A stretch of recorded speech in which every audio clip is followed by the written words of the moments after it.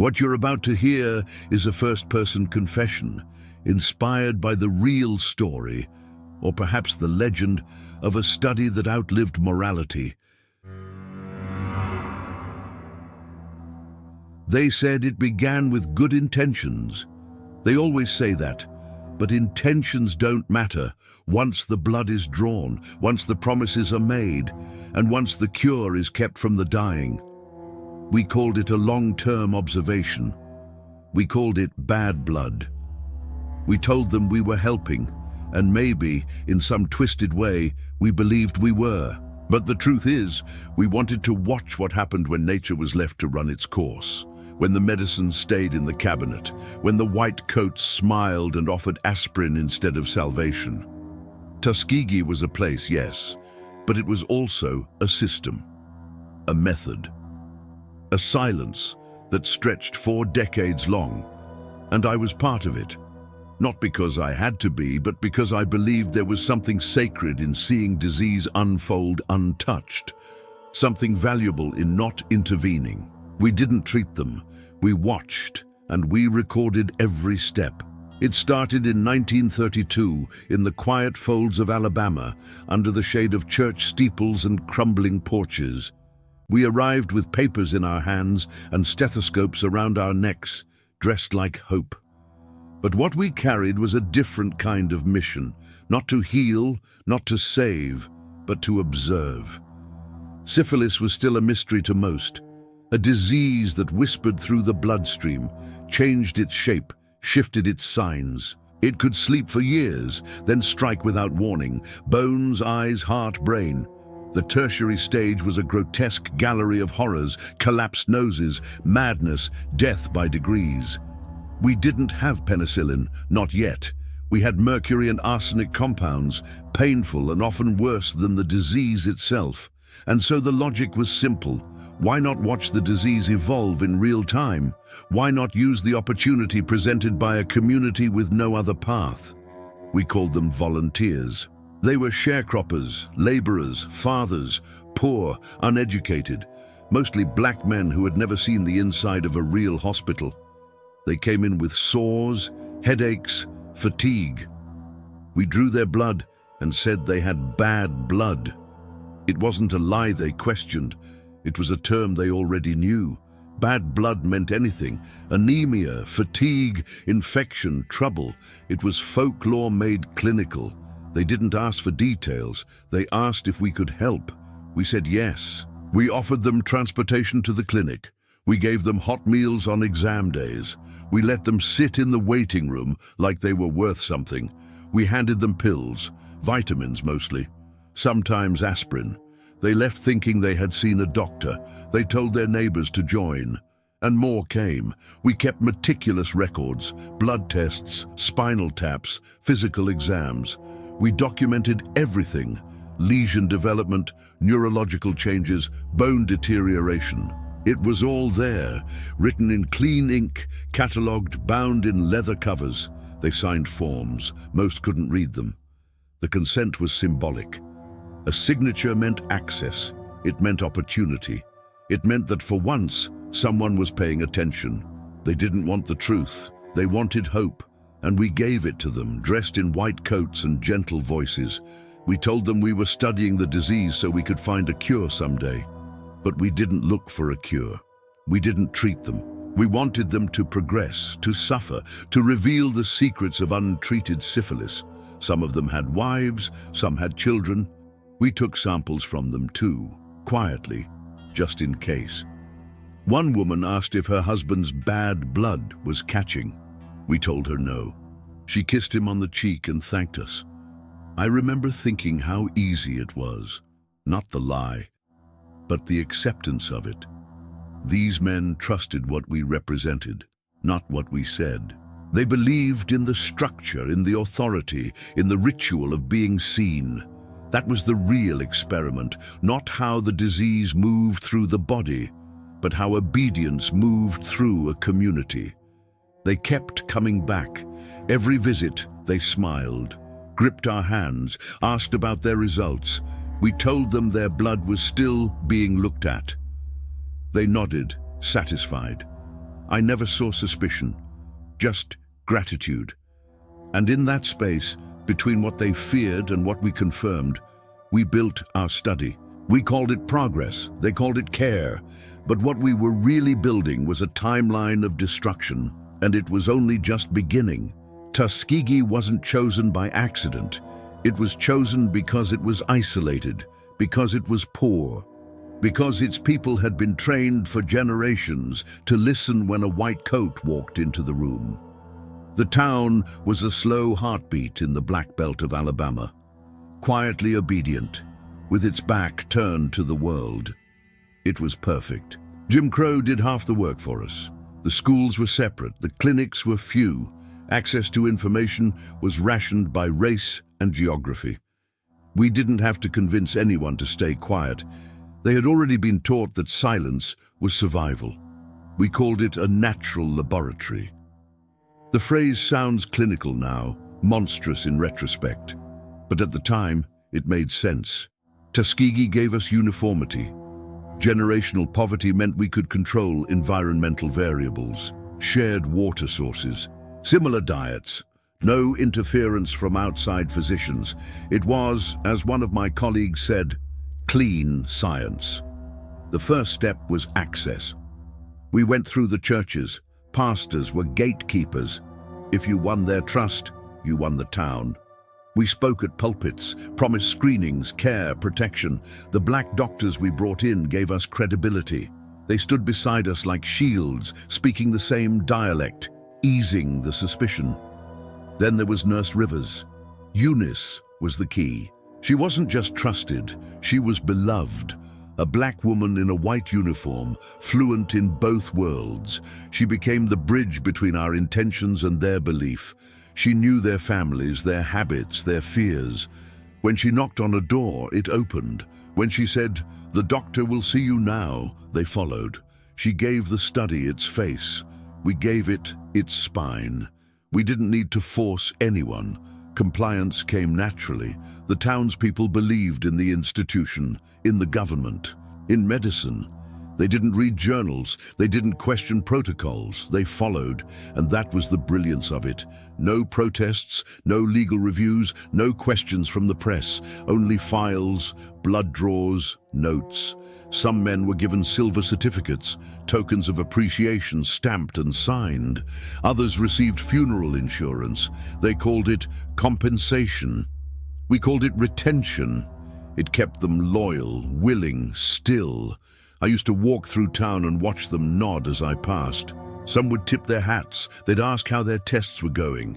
I'd smile, say the numbers looked good. They'd thank me for lying. Tuskegee was never about just the disease. It was about the structure that allowed it. The invisible machinery that made the impossible seem acceptable. We didn't hide in shadows. We stood in the open, and still no one stopped us. Because Tuskegee wasn't built for resistance, it was built for obedience. And we used every beam, every nail, every trust-worn smile to hold the study in place. What we created wasn't just medical, it was architectural. And when I looked out at those men, their wives, their children, I didn't see patients. I saw a system running exactly as designed, and I never asked what it would take to make it fall. They believed they were being treated. Every bottle we handed them carried that illusion. Amber glass, cotton stuffed, labeled in cursive. Some were filled with aspirin, others with vitamins, iron tablets, syrups flavored with molasses. Tonics, we called them. Medicine, by any other name. And they took them faithfully. They lined up for injections that contained nothing but saline. We told them it would help. They nodded, thanked us, and returned home to rot slowly from the inside out. We recorded every reaction. The placebo effect wasn't our goal, but it became a side study. How long belief could hold back deterioration. One man's lesions receded briefly after we gave him sugar pills. Another swore his headache stopped after a mock spinal tap. We called it psychosomatic resilience. We smiled in our notes, but we knew the truth. We weren't treating them. We were timing them. Then in 1944, everything changed. Penicillin emerged, clean, swift, a cure. It should have ended everything, but it didn't. The Public Health Service knew. We all knew. It was published, distributed, praised. A miracle drug, they called it. And we kept it locked away, like a weapon we refused to use. Our subjects never received it, not once, not even by accident. We told ourselves we couldn't break the protocol. We had to preserve the integrity of the study. If we treated them, the data would be ruined. If they lived, the experiment would die. So we adapted. We worked with local hospitals to ensure the men didn't receive penicillin elsewhere. We intercepted prescriptions, told doctors not to administer certain treatments. Part of a federal study, we'd say. Do not interfere. Some of the men tried to enlist in the military. The war had opened new doors: travel, pay, medical exams. But those exams included syphilis screening. Treatment was mandatory. We couldn't allow it. So we blocked their enlistment. We sent memos to draft boards, quietly flagged names. Medically unfit, the paperwork read. In truth, they were too valuable to let go. Each one had become a living time capsule. A rare opportunity to study the stages of untreated infection, from primary to terminal. Decades of progression, all documented: brain lesions, organ failure, blindness, insanity. And we did it all with placebos. The deception wasn't just medical, it was moral, it was calculated. We gave them permission to hope, and then we documented how long that hope could survive. The men never questioned why their symptoms returned, why the pills changed color but not effect, why one man died and another followed. They trusted the rhythm of the routine, the ritual, the uniform. They believed if they were still being called in, then someone must care. But we didn't care. We calculated. Everything was controlled, not just the medicine, but the illusion of care. We balanced doses of comfort with doses of neglect. Enough compassion to keep them loyal, enough distance to keep the study intact. I remember one man who came in coughing blood. He had missed 2 checkups. When he sat down, I handed him a bottle and said, "You're doing fine." He smiled, wiped his mouth, and thanked me. That moment never left me, not because I felt guilt, but because I felt power. Power over perception, over belief, over the human willingness to surrender to a lie when it's dressed in authority. The placebos were our mirror.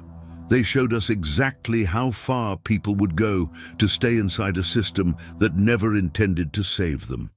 And we watched them walk deeper into it, one sugar pill at a time. Trust isn't given, it's built, brick by brick, smile by smile. And in Tuskegee, we laid the foundation ourselves. They trusted us, deeply, without hesitation. They called us doctor, even when we didn't correct them. They stood when we entered a room, removed their hats, lowered their voices. Our presence shifted the air, not because of who we were, but because of what we represented. We were the system, and they believed in it. I remember how they brought their wives along, introduced us with pride. "He's the one taking care of me," they'd say. The women smiled. Some brought cornbread or sweet tea to the waiting room. Others asked if we could look at their children just to be safe.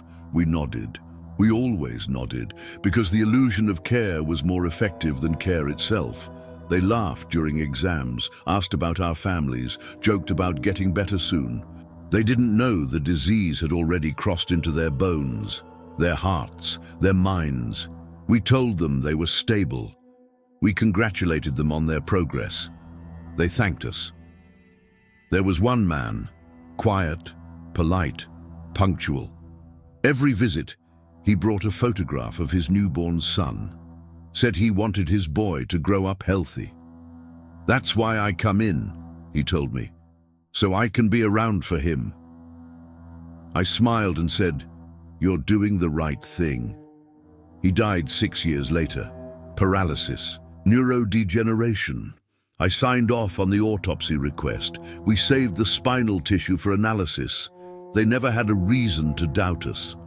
We came in cars they couldn't afford, spoke in words they weren't taught.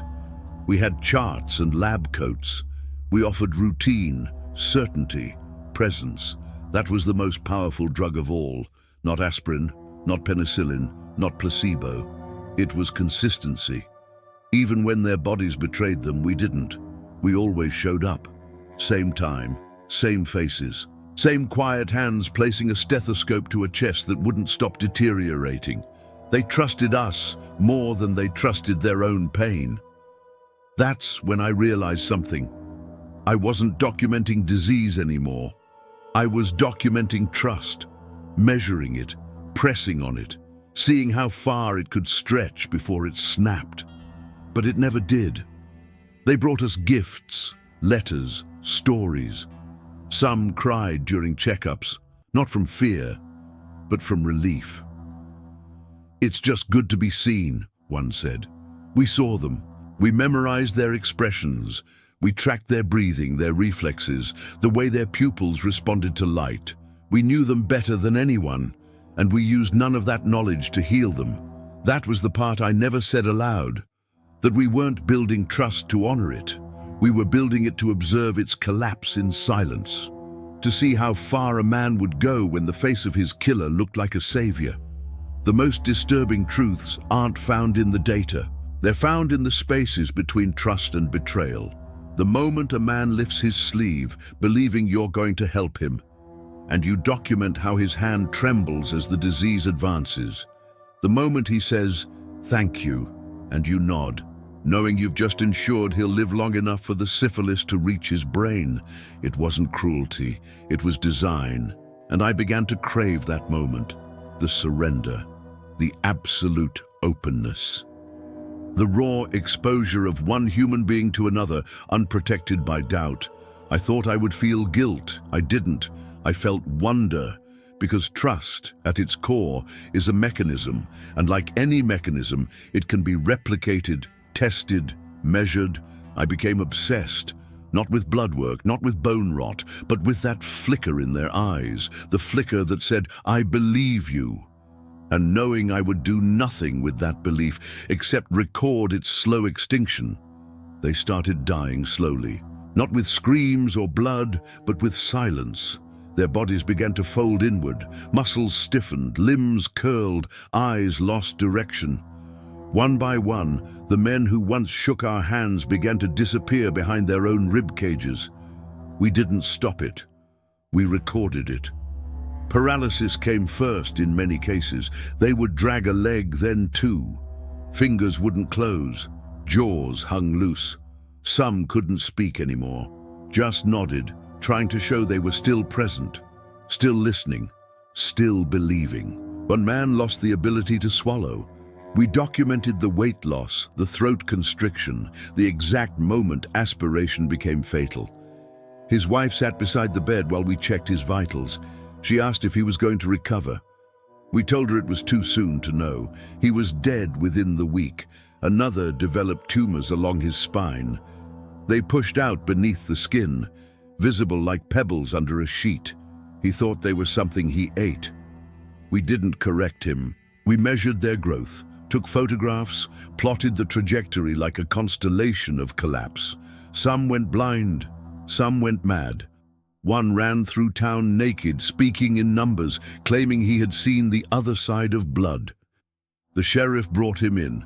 We calmed him, took notes, labeled it as neurological deterioration phase 3. Every death was a data point, a final entry in a living document. We used the funeral program to keep the study whole. Insurance, we called it. A small payment to the family, just enough to cover the casket, but in return we asked for the body, signed forms, quiet permissions, autopsy guaranteed. It was the cleanest part of the process. They died.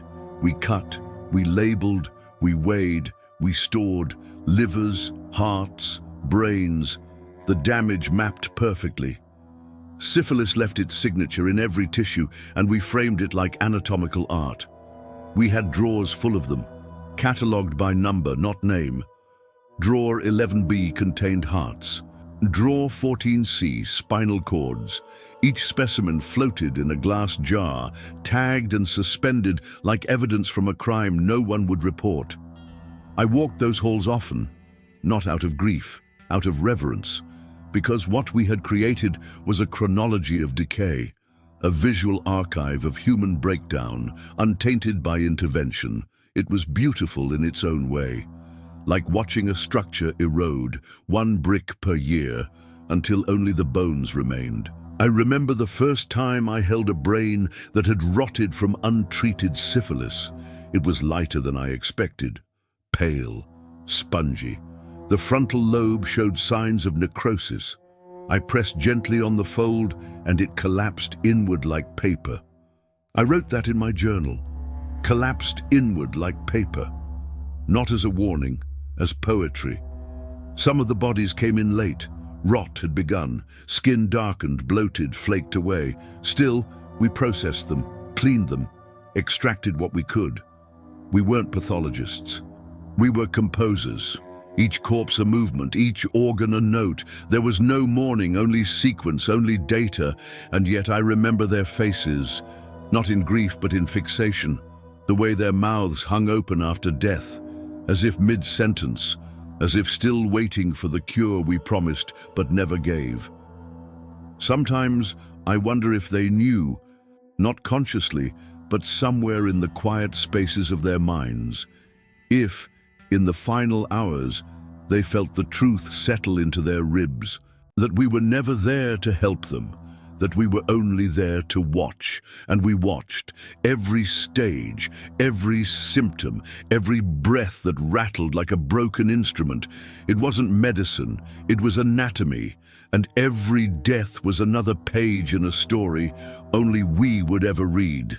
We lived through presidents, through wars, through revolutions, and no one ever told us to stop.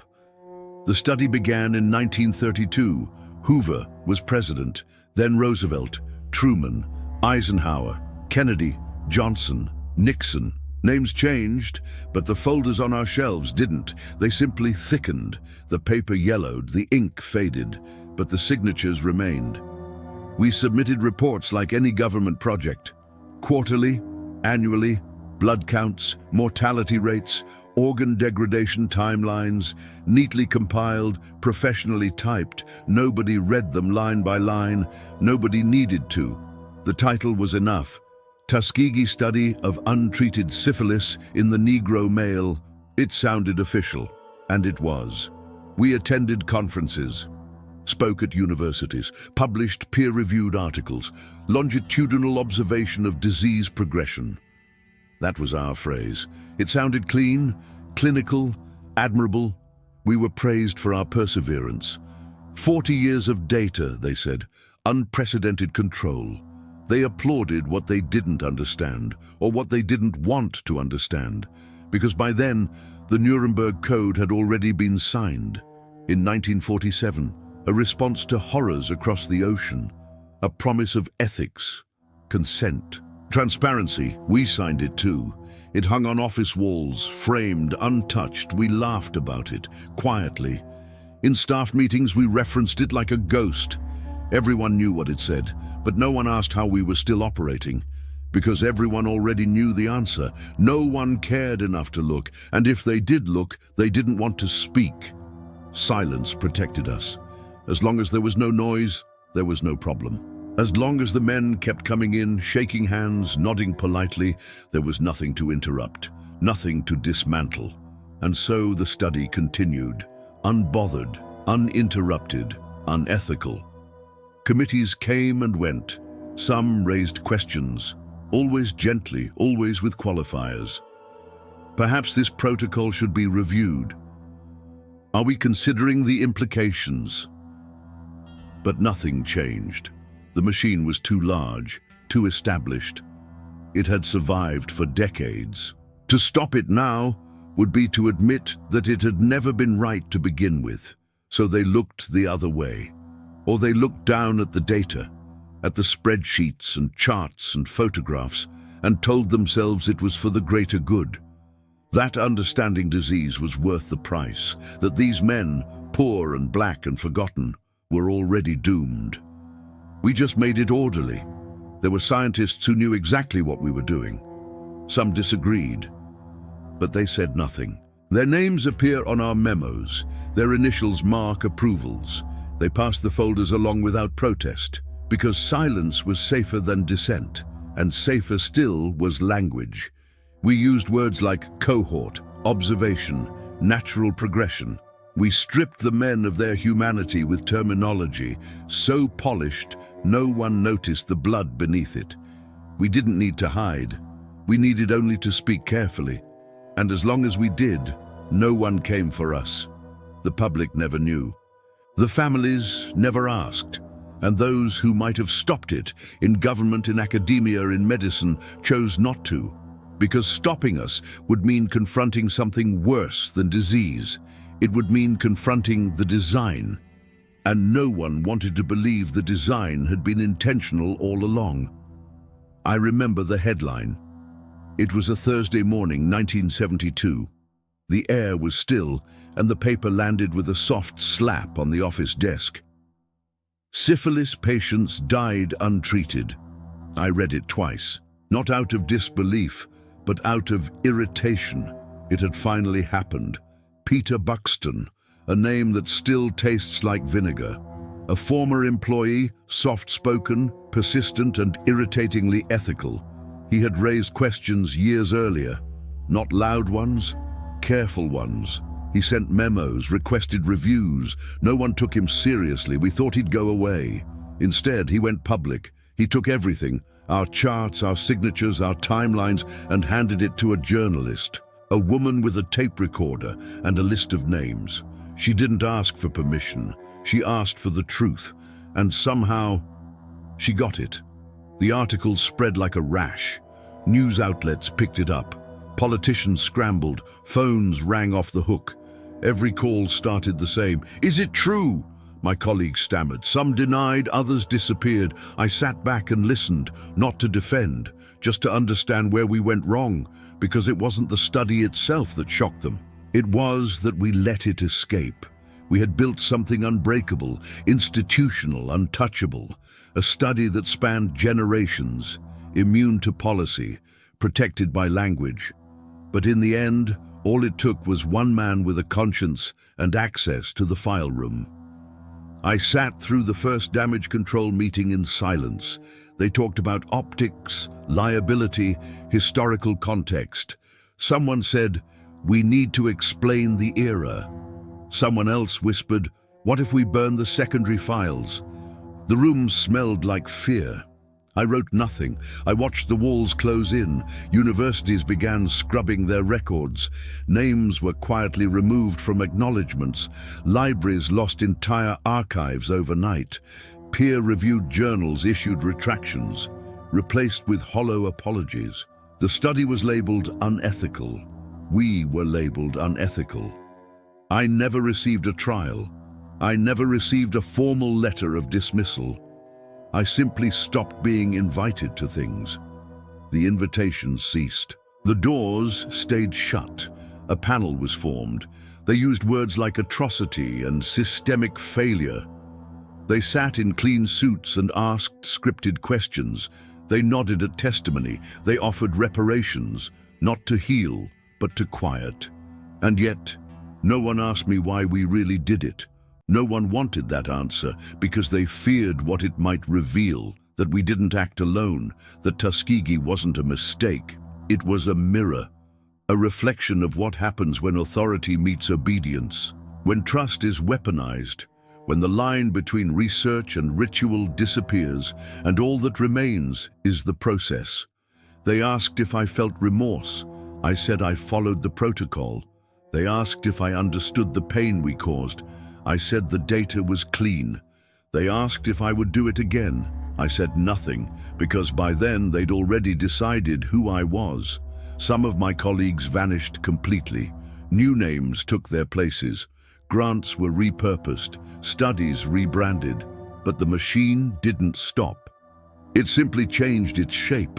They called what we did a failure, but I never saw it that way. It lasted 40 years, unbroken, undisturbed.